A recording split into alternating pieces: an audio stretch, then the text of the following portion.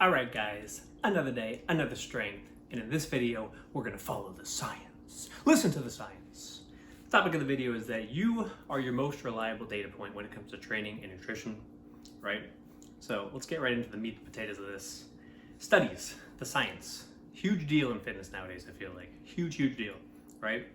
Things to remember about studies is that they're just averages most of the time. And the thing with fitness specifically, strength training, gaining muscle, all that, is that most of these studies are done with complete novices, meaning people that have not trained or have not trained seriously, they've been messing around with their training, right?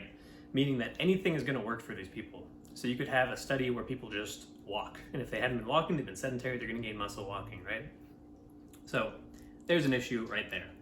Some studies, however, are more reliable than others, but it's really a crapshoot, right? It's like trying to find good YouTubers, for example, in a sea of, all these channels, right? So like for every one good study, there are 12 nonsense studies. And that's my personal study that I just did right now.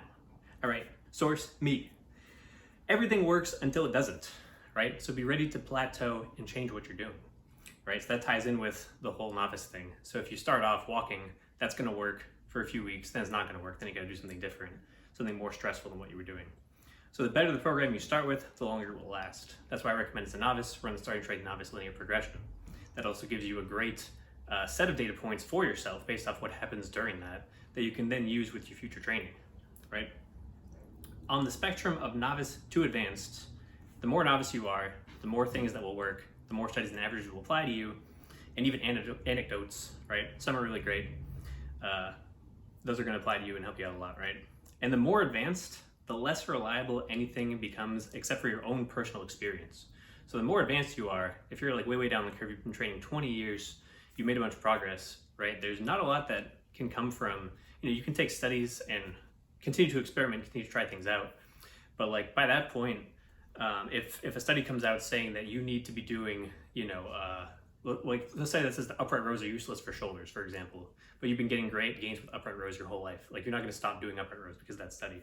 Even if like tons and tons of studies back to back keep saying that, you're still gonna keep doing that because it works great for you, right? So you have to experiment. And that is the conclusion of this video.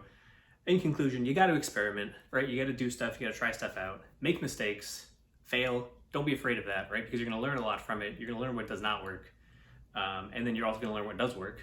And so you wanna stick to what works and improve upon it over time. And if it stops working, then just stop doing it. Try something different, right? Pretty simple.